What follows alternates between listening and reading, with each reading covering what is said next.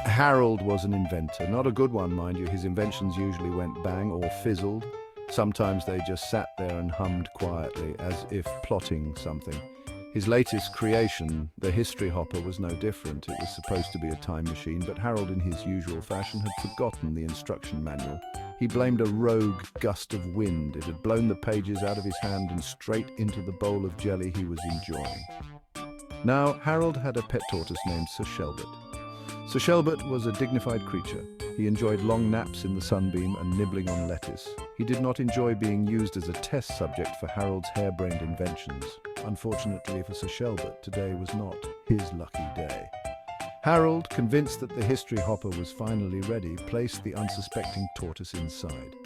"Just a quick hop to next Tuesday," Harold muttered, pulling levers and twisting dials with reckless abandon. The history hopper shuddered. It groaned. It let out a sound that could only be described as a metallic belch. Then, with a flash of light and a deafening bang, it vanished, along with Sir Shelbert. And, Harold realized, with a sinking feeling, a very large chunk of his living room wall. Harold was in trouble, big trouble. He had no idea where or when his time machine had gone. He also had a very large hole in his wall, and a very cross landlady who was quite attached to her floral wallpaper. Ancient Rome was not prepared for Sir Shelbert. Imagine their surprise when, in the middle of the forum, a strange contraption materialized out of thin air. Smoke billowed, gears whirred, and out crawled a tortoise? Not just any tortoise, mind you. This was Sir Shelbert, a tortoise of discerning taste and impeccable comedic timing. He took one look around, blinked slowly at the gathered crowd, and promptly fell asleep. The Romans, being Romans, took this as a sign. A very important sign. Surely this was no ordinary tortoise. This was a divine being, a messenger from the gods. They named him Testudo Mirabilis, the wonderful tortoise. Sir Shelbert, blissfully unaware of his newfound status, continued to sleep. He slept through speeches in the Senate. He slept through gladiatorial combat, much to the disappointment of the gladiators, who found his lack of reaction disconcerting. He even slept through the attempted assassination of a rather surprised-looking senator who promptly fainted from shock. The tortoise, it seemed, was oblivious to it all.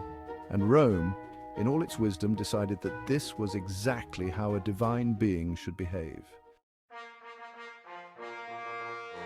Word of the wonderful tortoise reached the ears of Julius Caesar. Now, Caesar was a busy man. He had wars to win, speeches to make, and a rather unfortunate haircut to maintain. But a divine tortoise? That was something even he couldn't ignore. He demanded an audience. Caesar expected miracles, prophecies, perhaps even some useful military advice. What he got was a tortoise, a very sleepy tortoise. So Shelbert, true to form, took one look at the most powerful man in Rome and promptly dozed off. Caesar, however, was a shrewd man. He saw an opportunity. A divine tortoise, he realized, could be very useful indeed. So Shelbert, now officially recognized as a gift from the gods, became a regular fixture in Caesar's entourage. He was present at military parades, political rallies, and even the occasional toga party.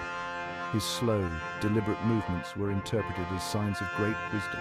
His silence was seen as profound thought, and his tendency to fall asleep at inopportune moments, well, that was just the divine tortoise contemplating the mysteries of the universe. Back in the present, Harold was in a pickle, a time-traveling pickle. His living room was still missing a wall, his landlady was threatening to evict him, and his pet tortoise was stuck in ancient Rome. He knew he had to do something drastic. He had to get Sir Shelbert back. "Don't worry, boy," Harold muttered to a framed picture of Sir Shelbert wearing a tiny party hat. It was his birthday. "I'm coming to get you." He grabbed his trusty toolbox, a roll of duct tape, because duct tape fixes everything, and a bag of lettuce, Sir Shelbert's favorite. Then, with a deep breath and a silent apology to the space-time continuum, Harold jumped into the still-damaged history hopper. The trip was eventful. Harold encountered talking pigeons, a particularly grumpy Roman centurion, and a street vendor selling something called gladiator guts on a stick, who politely declined. Through it all, Harold remained undeterred. He had to find Sir Shelbert, even if it meant facing down the entire Roman Empire with nothing but a wrench and a bag of lettuce.